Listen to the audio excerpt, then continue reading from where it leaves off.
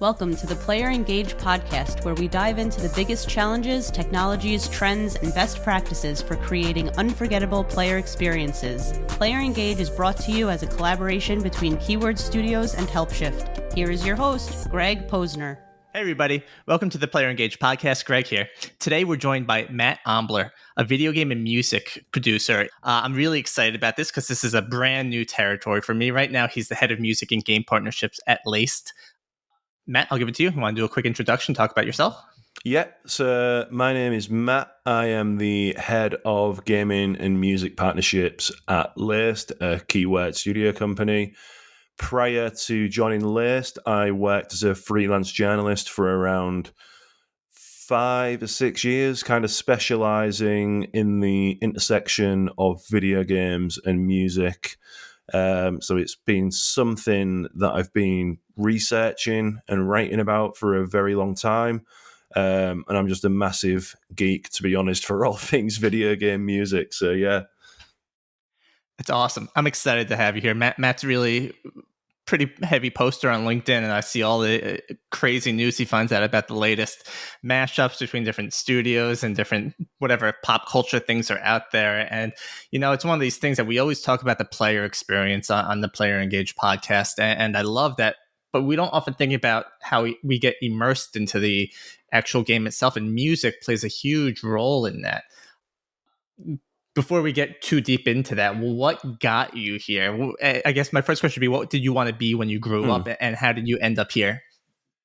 I initially wanted to be a journalist full-time.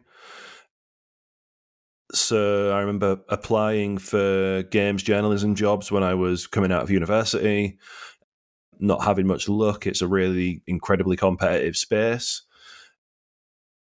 Kind of sent emails out asking how you get into the space, what do you do? Started learning that I need to build a portfolio because all of my writing samples were just like weird creative stories from university and stuff like that.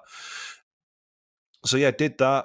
And then when I first started writing for a couple of different gaming outlets, I realized that gaming, I think, regardless of like whether you work in content creation, journalism, like, or you're trying for a dev job, testing, QA, or whatever, like, it's an incredibly competitive like landscape because there are so many gamers out there who love all aspects of gaming, and naturally it makes sense that they'd want to turn that into a career. So quite quickly I learned that I kind of need to niche down as a writer, because if I'm approaching PRs and publications kind of going, oh, I'd love to review like the new Zelda game, they're naturally like, yeah, who's this guy? We've already got loads of writers we work with, or what? Do you know what I mean? It's not easy. So to me, it was like, I need to find a niche, and that niche for me was music and video games, because I've always been a musician. Started playing keyboard when I was like 6-7 years old. Then I picked up drums, joined a band. We toured the UK and Europe. It was a metal band called Demoralizer. And what got me into metal in the first place was video games, right? Because I remember when I was like 9 or 10 years old, like playing Tony Hawk's Pro Skater and listening to bands like Dead Kennedys and Suicidal Tendencies and AFI, Motorhead, stuff like that. Like, my parents were not into that music, so there was no way for me to have exposure to alternative music at that age, right? So for me, it was games like Tony Hawk's Pro Skater, and then FIFA, SSX Tricky, all of these other games with like heavily licensed soundtracks, GTA as well, True Crime, that shaped my music taste, I think, in such an incredible way. And that was something that I never really realized until I kind of thought about what I wanted to write about. Do you know what I mean? Like when I was trying to carve a name for myself as a journo, and I was like, well, I need to write about this stuff because there's nobody who's really dedicated like their writing time to just doing that. So I was like, right, so there's an opportunity here to basically just write about that from the perspective of the impact that it's had on me in terms of shaping my music taste, but also like a lot of the stuff that I share on LinkedIn, just kind of like who's doing what kind of collaborations are taking place between music companies and games companies, why are these collaborations taking place, what do they mean for players? So just all of that stuff, really. There's a lot to break down there, so I'm going to take it piece by piece, and there's one particular point I want to just talk about because I love it. First is you want to be a writer. You realize that it's a busy market. I mean, it's crowded. Everyone wants to write about the latest Zelda, right? How do you make yourself different? There you go. You find music. And I just feel like music is such an afterthought until it's not. And then it's the biggest thing in the game. And I actually had this conversation with a friend earlier this week because I knew you and I would be talking, but I was talking about Tony Hawk. I loved that game. It was such a great game. And what made that game, it was a good game, but was the soundtrack. And we saw with Crazy Taxi, for people that know that, is Crazy Taxi came out on Dreamcast, started off with the Offspring, awesome beginning of a song, and then all of a sudden they remastered it, remade it, and came out. The soundtrack was different. People hated it. It's because the soundtrack was different. But Tony Hawk, and this is way off topic of anything we're talking about, like, it introduced everyone to a bunch of new bands, or they brought their favorite music, punk music, into a game that they never thought would exist, and skateboarding was so hot. Why don't games like this exist anymore that take so much music from pop culture that's popular and infuse it into the game? And yeah, you have games like Beat Saber, but that's such a niche as well, right? Not everyone has a headset, but like, can you redo that type of game, or is it going to be too expensive? Is it too hard? Is it like, even skateboarding isn't as popular as it was, and maybe it will make a resurgence, but it's just like, how do we get back to that era? Because that was a great era. I think the big difference now is we've got Spotify, right? So, like, when I was playing those games as a kid, and I'm sure, like, when people were playing those games as adults, that was a cool way to actually discover new bands. Like, same thing, I guess, with like GTA 3 and stuff like that, which I believe was probably like LimeWire, like just the start of like digital music distribution. So you can jump into these games and not know what music you're going to encounter. And that's a great way of kind of dipping your toes into genres that you might not like listen to otherwise. Like, there's probably a lot of songs in Tony Hawk's Pro Skater where if they'd have come on the radio at the time or whatever else, I wouldn't have paid any attention to them. But because they're part of this game that I'm really enjoying, and because I'm hearing them like over and over and over again, that sucks me in, right? I mean, there are still plenty of games with like big licensed soundtracks today, like these big open world games that have in-game radios. I'm sure there's probably a generation of kids now that are playing Fortnite and listening to the in-game radio in the Fortnite Islands that are having that same experience that we had back then. But I don't think it's as powerful because it's so easy to consume music nowadays. And I think music is devalued now. I think just because of Spotify, and you know what I mean, it's so easy just to click through tracks. It's kind of taken the value away from music. Whereas like I remember hearing The Offspring in Crazy Taxi because it was all I wanted. Yeah. Remember hearing that, going out and buying a load of Offspring CDs with my pocket money. Did the same thing with Goldfinger in Tony Hawk's Pro Skater. When I heard Superman, I was like, oh, what type of music is this? Oh, this is like punk rock and ska. I think that's something I'm into. I'm going to go out and buy loads of Goldfinger albums. So I bought Open Your Eyes by Goldfinger, bought Hang Ups. So there was that. Whereas nowadays, there isn't that kind of sentimental attachment to music. So I think, unfortunately, we'll never get back to that, with the caveat, and without going kind of too deep into it, there are new things emerging, right? So if you look at these virtual concerts where you've got Travis Scott like doing Fortnite, there was a really cool concert in Sky, Children of the Light, where Aurora did this like 45-minute concert experience. I was part of that, like I played it, and that took me back to being a kid, where it was kind of like I'm having this really powerful connection with music. And as well, if you've played Tetris Effect or Res Infinite in VR, like when you experience, and I guess Beat Saber as well to some extent, there are still games out there where you get that kind of like dopamine hit, I guess, that like we got when we were younger playing these games. But I think they're few and far between, or at least they feel few and far between, because there's so many games coming out nowadays, right? Like, I don't know what your backlog is like, but mine is absolutely horrendous. Like, there's so much stuff I want to play, but I can't get round to it because I've got enough time now in my schedule to play maybe one game a month. Do you know what I mean? Yeah, it's funny. Yeah, I'm with you, and I like the fact that you brought about this dopamine hit, because I think that's a great way to put it. So I'm going to attempt to play music through this platform, and I've never done it before, but we'll see if this works. But this is the first song. I don't know if you hear this. Yeah. This is the first song when I was young. One of the first games I ever beat, right? This is the last level of Sonic 1. And I just remember hearing this song, and it gave me chills. I'm just like, wow, this is awesome. And to this day, I love that. And it's like, it's not a licensed song, right? It's part of Sonic. It's not like, it's just an in-game song that just kind of blew my mind. And it was just so exciting to hear. And like, I still play it today. It pumps me up in this way. And I think the dopamine hit is the right way to do it. And I guess you're right with Spotify, right? People get these options all of a sudden. Even with, sorry, I didn't mean Spotify. I meant the in-game radios, right? You're playing GTA. I don't like this song. I can skip it. You said FIFA. I think back to Madden, right? Or like years ago, Madden just had this killer soundtrack, right? It went from country music, which I don't normally like, but I still listen to the songs, to rap. And over the years, I think it's just become more rap, which fine, I'm okay with rap, but like the jarring difference between a country song followed by like a Bubba Sparks followed by some other random pop song was just like, this is a wild mix, but I love it. And it just becomes now, all right, I don't like this station, I'm going to switch this station. I feel like it just takes away something, but it also adds a nice element to the player that helps them get more involved in the game. That's kind of my thought there. Was there a specific song that was the first song in gaming that kind of, like my song with Sonic, that kind of sucked you into this? Probably Sonic was the first ever game I played that I remember playing. So I think I've got definitely like a nostalgia thing going on for like Green Hill Zone.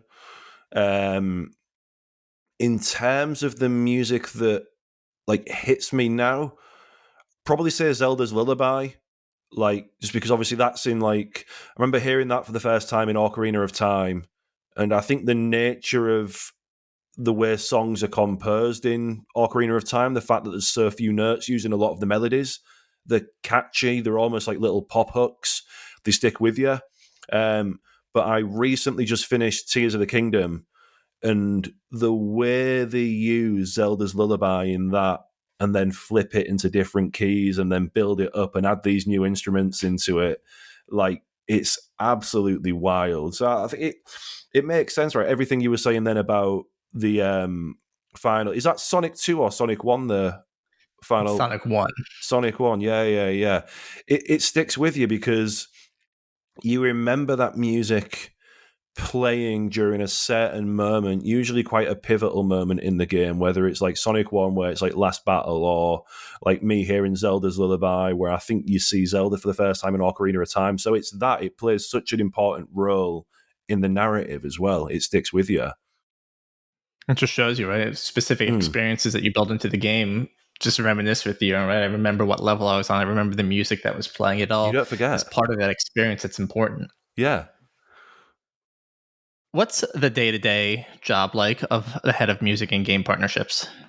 So I am kind of part-time at the moment. When I am in, at the moment, it is fielding a lot of requests. I think people are growing more aware of the opportunities that are in gaming from an artist perspective. We get a lot of managers reaching out, artists too, inquiring about opportunities. At the same time, we get our clients on the gaming side who might be looking to do something with specific artists in a certain genre and want our suggestions on who might be open to what. We're constantly chatting to artists as well in terms of what games they're playing, because that's a super important thing for me, right? Because I don't want to anything that I do in terms of getting artists into games or fielding that kind of stuff, I want to make sure where possible there's a genuine link there between the artist and the game. Like, I don't want to push a load of music from artists into a game if they don't actually enjoy playing video games, right? Because I don't think that's fair on the fans, because ultimately what we're doing should be deliver a cool music experience in game, or if we're doing something outside of the game, like a remix album or an arrangement album, yeah, it needs to be fun, it needs to sound good, it needs to make sense, but it needs to make sense for the fans, and fans need to be into it. And I think that can only happen when the musicians and the artists that you're collaborating with are genuine fans of the gaming IP. So I don't know if you've played Neon White? I have not. So have you seen that game? Nope, I'm pulling it up now. It is essentially it's made by Ben Esposito, who did Donut County. So it's essentially Mirror's Edge meets a first-person shooter meets like Jet Set Radio. It's like this really weird hybrid of like almost lost Dreamcast games. And the game has this really cool vibe. But Ben reached out to a person called Machine Head, who is like glitchy kind of breakcore music, does some really cool stuff. But he absolutely loves video games, like specifically like that era of like really Japanese Dreamcast and PS2 games, right? The ones that were quite obscure and like never made it outside of Japan. So the music that he wrote for Neon White basically just it takes you back in time, because it reminds me of the soundtracks of the games that I was playing on PS2 and Dreamcast, right? So I think that's a really great example of like the artist is into the game, has been asked by someone working on the game to get involved, and that collaboration has worked because he's understood the vision. I think sometimes, like, if you're working with artists who aren't necessarily a fan of the gaming IP or don't understand gaming, there's a risk that they might not get the direction of the project, which is why I'm always interested in talking to artists who basically live and breathe video games. I think that's super important. So in that example, right? You had a game that needed a soundtrack or a song for a soundtrack, and they reached out to someone and say, "Hey, would you create a song for us?" Right? And it's great, right? He was excited because it's the type of game they play. But I'm sure there's often times when a game needs a sound or soundtrack or song, where you look at stuff that's already created, right? Like what happens more often? I don't know if that's even a real question, right? Is it more often that someone's creating a new song for something, or are you looking at assets that are already created? In terms of creating original, do you mean in terms of like reference material and stuff, and when you're working on new music for a game? Right? If I'm creating a new game and if I want to create a soundtrack, what's the best practice for me as a game creator? Ooh, it depends. So I guess this is where I look back to the composers that I've interviewed and the developers that I've interviewed in my former life as a freelance journo. There's numerous different ways you can do this. If you're an indie studio and you've got a smaller team, so Ben Esposito, who did, by the way, we didn't work on the music for Neon White. I just want to put that out there, but I did want to talk about it because it's one of my favorite game soundtracks. It's amazing.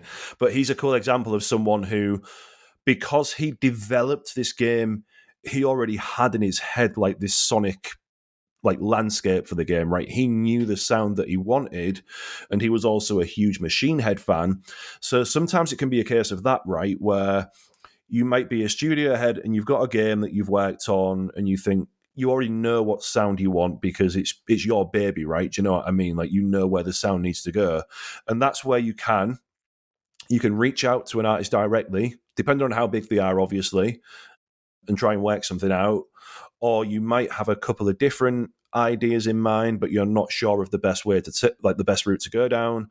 Or you might just kind of think, you know what, we'd love a soundtrack that's similar to this game or that game, or we've been playing this album loads recently in the studio. We'd love to get someone like that involved, but we don't know how to do that in terms of we don't know how to approach composers. We don't know what that right structure is going to look like. We don't know what a fair price is to pay and all that kind of stuff. That's where you can come to a studio like us and we will work with you to try and find the right musical direction for your game. Or you can just go down the third route of you've got a composer that you work with, right? And most composers are contractors.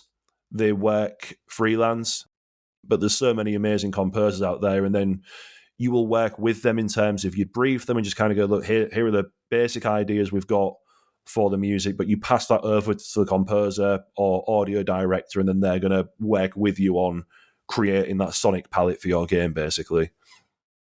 It's interesting because, I feel like soundtracks are typically an afterthought, and I'm just the outsider looking in, right? You're correct. And I know when you're selling something, like, oh, you want to start thinking about this since before you even create the game, right? You want to have a soundtrack. But when's the realistic time of looking at a soundtrack? Do you want to have something playable? Do you want to just have a thought? Does it vary? As I would say, as early as possible, like or at least as early as possible, because you've got to take the economics into account, right? Because if you've got a vague idea for the game that you want to make, but like it might change depending on game mechanics or like funding or whatever else. You don't want to onboard a composer as a contractor on like a 2 or 3 year.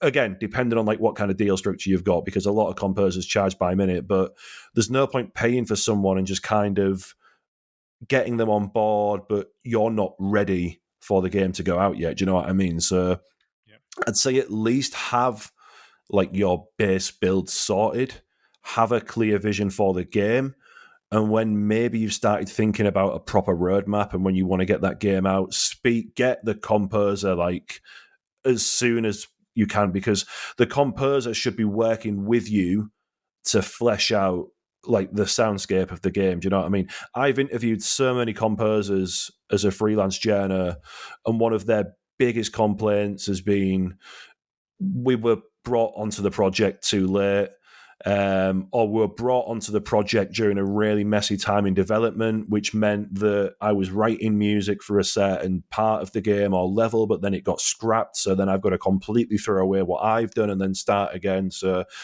I guess that's a long-winded way of saying there's never a perfect time, but if you're confident that your game is kind of on track and everything is going well, get the composer in. And second thing, I cannot stress this enough, if you are thinking about a physical soundtrack release or digital distribution for your game soundtrack, let the composer know as well as soon as you can, rather than kind of turning around last minute or to the end of the project and going, we'd also like you to do a soundtrack release, because releasing a game soundtrack as a product is a lot different to composing music for a game, right? Because as soon as that becomes a product, that then needs to be something that can be listened to outside of the game and enjoyed in its own right. And that's where music might need stretching out. You've no longer got the beats of the game to rely on, so you've lost that dynamic nature. Everything needs to be in a certain order. The same way as an album, it needs to take the listener on a journey, right? So there's all of those different things to consider.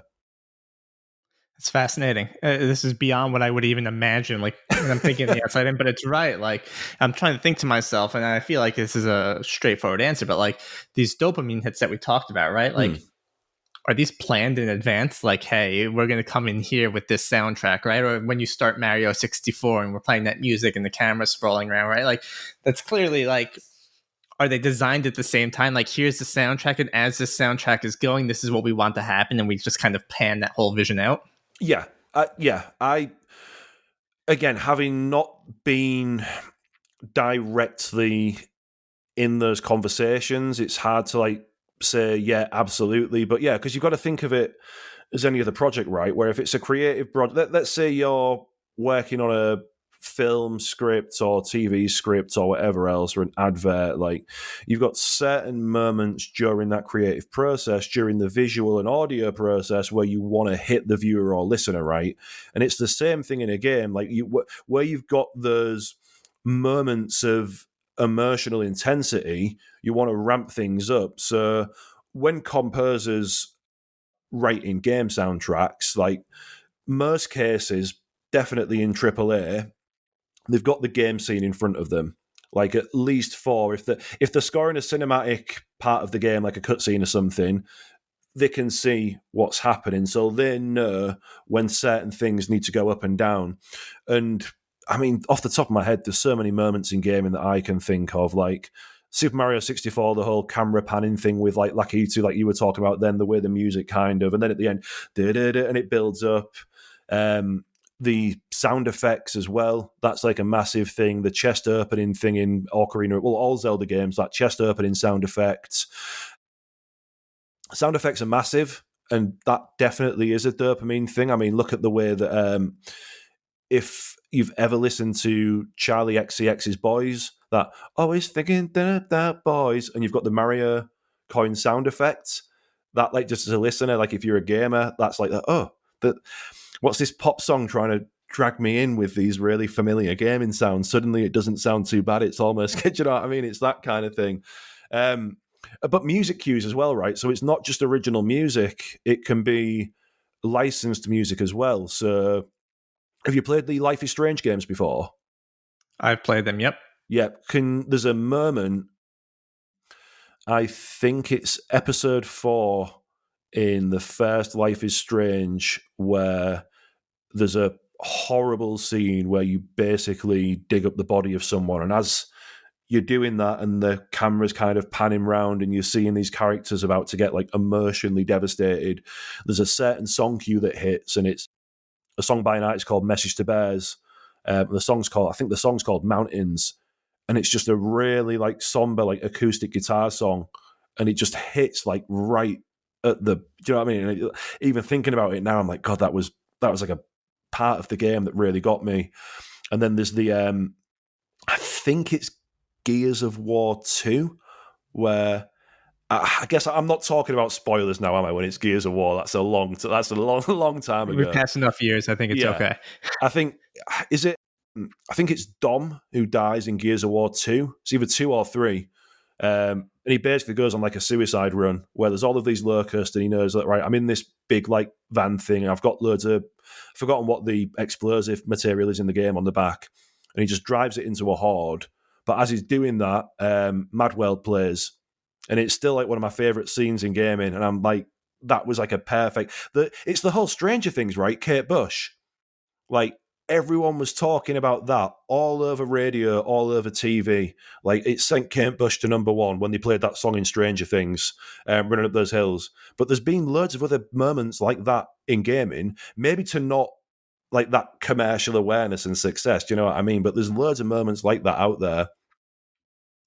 The Strange World Gears of War, I remember the commercial was one of the most amazing gaming commercials I've ever seen. I remember being in college and like we were all sitting around like, holy shit, this is going to be amazing. Yep. Like you couldn't come up with a more perfect sound for that scene than that was. And I know other games tried to do similar things. Yep. Every year Call of Duty comes out with their new trailer, but like Gears of War just nailed it right out the gate.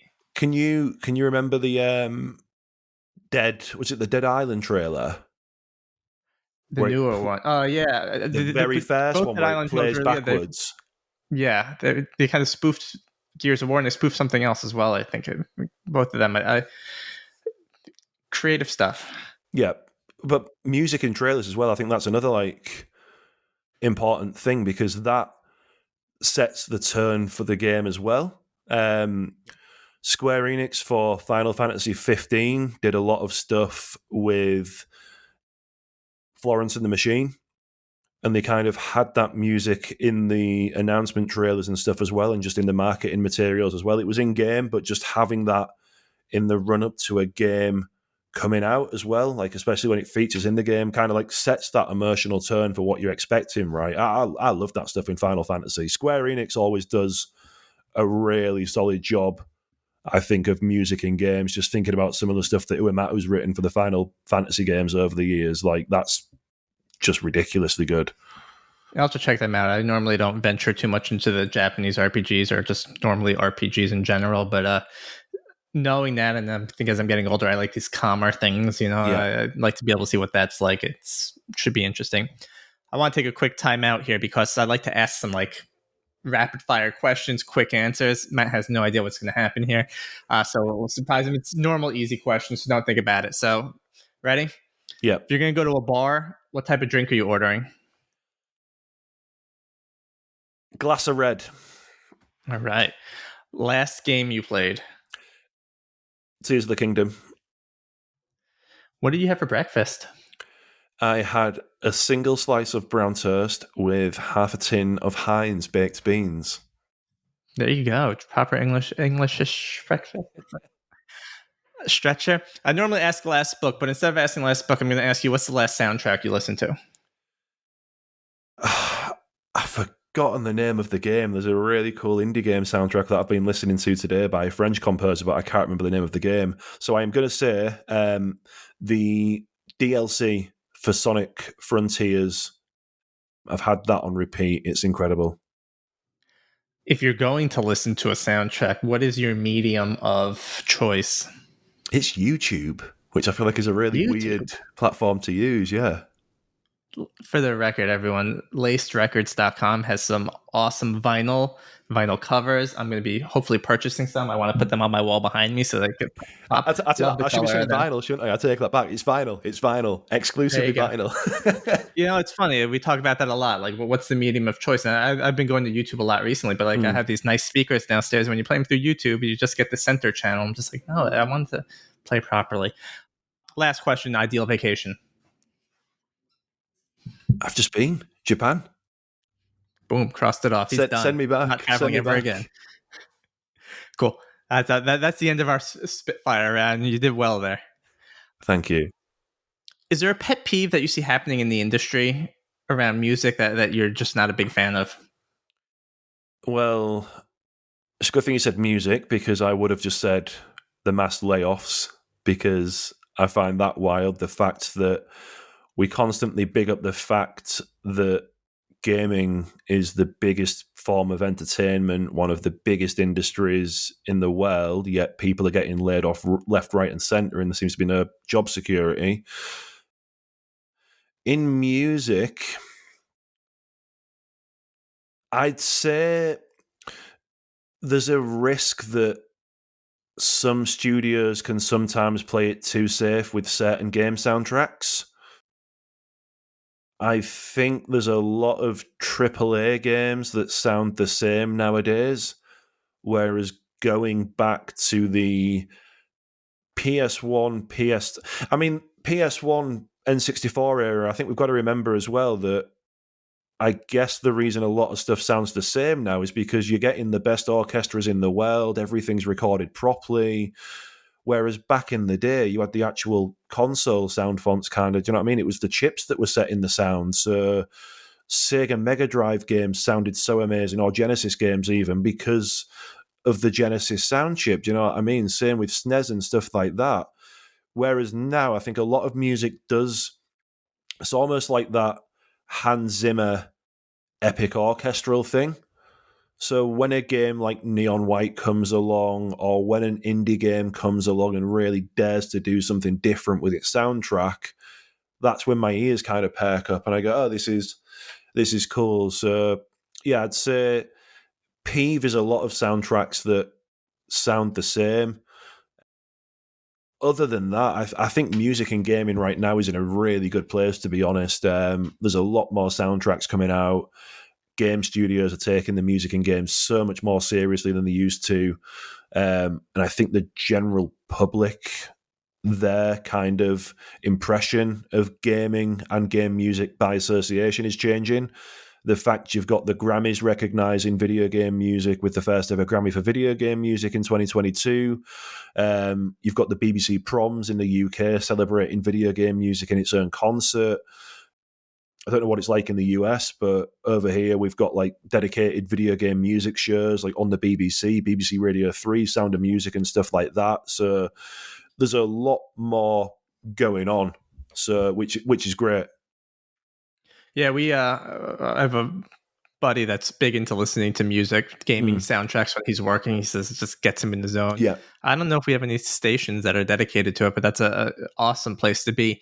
With the rise of AI and it taking over the world, we hear a lot about writing and how people are worried about it in artwork, but we don't often talk about, at least from my my audience that I listen to, right? We don't normally talk about audio. And I think that's one that's probably a big one that's coming up as well. Or there's a lot of tools out there. Is this a threat to the industry? Do you think it's obvious when the AI comes up with music versus someone else? Are there ticks that you notice? From an audio perspective, I don't think it's a threat because games are always going to need original music written in a certain way. I feel like within gaming, AI in general as a word has a really negative connotation, but I think it's important to understand that there are certain AI tools that can improve workflows. I've interviewed composers about this, that there's AI systems that they can use to basically make programming dynamic music in video games a lot more smoother. That's not taking anything away from anyone else's job. It's normally making their job a lot easier because you can get some cases where a composer rather than a programmer is tasked with kind of making music dynamic or whatever else. So that's where that can help. So I don't see it as a threat yet. I guess it depends what comes on the horizon, right? And what's kind of put in place. I can understand why some people would be concerned, and I understand that. I think there's a concern, especially with bigger corps, that they might get rid of some staff and start using AI tools or whatever else.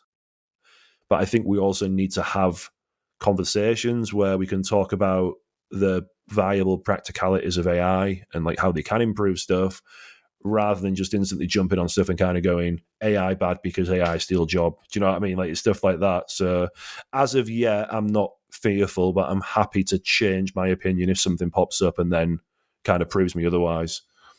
I think something that's important to note is AI is here, right? Yeah. Once something's introduced to the public, you're probably not going to take it away from the public, right? So maybe it's not good for the industry, and I'm not a huge fan of it. But at the same time, you need to start to embrace it, because if you're not embracing it, you're gonna fall prey to it. It's the people that are going to not try to use these tools, and it sucks. It does suck, right? But it's also a great opportunity to learn these tools and maybe build stuff that's a little more productive or quicker or more efficient, right? There's ways to utilize this stuff, and I think it's important to take it a look at like that. Yeah. And I think as well, from a music perspective, real quickly, if these tools encourage people to experiment with music or get into playing music who might actually, because you know what, picking up a guitar or a piano or whatever when you've got no musical skill at all, like that can be scary, right? Do you know what I mean? It takes a long time. But if there's tools that I guess almost act as that gateway and let people do cool stuff, as long as it's not ripping off or stealing other people's work or being fraudulent or whatever. Do you know what I mean? I'm all here for it. Cool. I think one last question for you, and maybe we'll change as we go on here. But my last question to you is: there have been any cool? I think I look at your LinkedIn and you talk about these partnerships and collaborations. Anything recent coming up that maybe you want to say, "Hey, this is going to be exciting. Check it out." Where should people focus their time? Riot Games releases an Anthem for Worlds, which is basically like the big League of Legends esports tournament that happens every year. I still need to listen to this year's Anthem. I think it came out today, but they always absolutely smash it out the park. So I'd say 100% that. Ubisoft is doing some really cool stuff with its trailers. They're worked on by they do a lot of work with a company called Feel for Music, and their trailer work is really, really good. Speaking of trailer work, buzzing with the Laced team we put out a trailer recently for Lords of the Fallen, which we got Iron Maiden onto Fear of the Darkness, and it worked so well, and I'm excited because I can't wait to play Lords of the Fallen as well. In terms of interesting music collaborations in general, I'd encourage people to keep an eye on what's happening in the mobile market.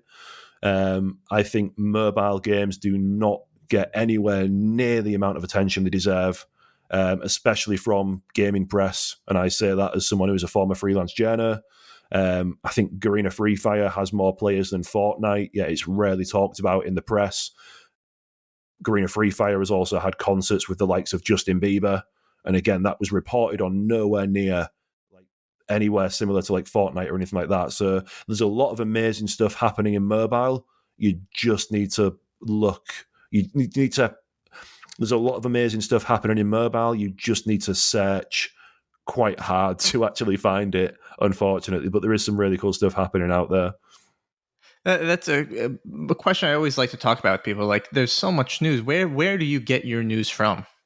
I will admit that I basically have keywords set up for like, so I've got a spreadsheet where I track anything that I'm at risk of missing, right? You know, in terms of like video game music stories, video game music collaborations, partnerships, integration. So I do a lot of tracking. So a lot of the news that I get that is more left field just comes straight into my inbox. Other than that, games websites, Video Games Chronicle is probably one of my favorite websites at the moment because I think there's a lot of video game websites that kind of run a lot of opinion pieces and stuff like that, but don't do much reporting. Video Games Chronicle does so much original reporting. They get loads of scoops, so get a lot of stuff from there. But I think also newsletters, like I didn't buy into the newsletter thing at first because I was like, why would I want to subscribe to newsletters when I can just visit gaming websites? But then I subscribed to a couple and was finding out all of this amazing stuff that I'd never read on gaming websites. And I was like, all right, cool. So I'd say the vast majority of stuff that I find out now is from video game newsletters, you know, where from people working in the industry, right, who are sharing that kind of like firsthand, like it might be surveys or like interviews with devs or like, I really like the Deconstructor of Fun, does some really cool deep dives into mobile games and like deconstructions of why is this game that came out 2 weeks ago on mobile suddenly the most downloaded game in the world? What kind of game mechanics is it using? Like, how does it monetize? All of that kind of stuff. Like, all of that, like, geeky mechanical stuff I'm really, really into. So, yeah, newsletters. Game Discover Co. is a really good newsletter. There's the Bullet Points newsletter as well from an ex-Kotaku edit. And a couple of others. Cool thing with Substack as well is once you subscribe to these newsletters, you get recommendations basically going, you enjoyed reading this. Maybe you'd enjoy reading that. So it's just like a constant, like you're just constantly finding new stuff. I appreciate that. I'll have to pick up a few of these. I think I've recently got into newsletters because I realized they'll email me first thing in the morning. I could lay in bed and just quickly scroll through some emails and start picking up information like that. But on that note, Mat Ombler from Laced, I appreciate you coming on. I've been talking a lot about music, not as much as you, so I can't say a lot recently, and it's exciting just to be able to talk from someone from the player experience from this side, because we often talk about it from the customer support side, but the whole immersive effect all comes in, I think, with music, and I think it's probably one of the thing that remains most in my mind after playing a game is the music, and I was really excited about having this. So with that, would you like to take the floor? Do you want to plug anything? Plug yourself? Go to town. If you like video game music as much as I do, you should definitely head to the Laced website. Just go on Google, just type in Laced Records. We've got so many amazing video game soundtracks that are up for sale. Even if you don't have a record player, these are really good, just like collector's pieces for specific games. So definitely check that out. And just, if you enjoy a piece of music in a game, like, think about how you can support the composer in the studio. Like, leave comments on tracks on YouTube, get in touch with composers, tell them you love their music. If they've got Bandcamp, there's a thing called Bandcamp Friday, where if an artist has music on Bandcamp, 100% of the royalties goes to the artist. Support artists, support game developers. I think there's so much negativity in games industry right now just because of all the layoffs. I think it's nice to kind of spread some good news. So yeah, if you have played an amazing game, listen to an amazing soundtrack, let the team responsible for that know, and spread some love and positivity. Love it. Thank you, Matt. This was a fun podcast. I'm excited for people to be able to hear it.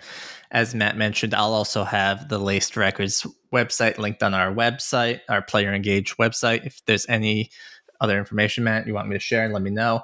But this has been a fun experience. I appreciate you coming on today, and I'm looking forward to having some Laced Records on my wall here so we can color it up and start making a little more gaming. I'm going to hold you to that. And I'll look forward to continuing to talk to you and work with you. Thanks for coming on today. Awesome. Thank you very much, Greg. It's been a pleasure. Thanks again to Matt for joining us today, and be sure you join us again next week when we're joined by James Batchelor of GamesIndustry.biz. We'll learn a lot more about the industry and then see what's going on in the news. So thanks, everyone, and have a great rest of your day.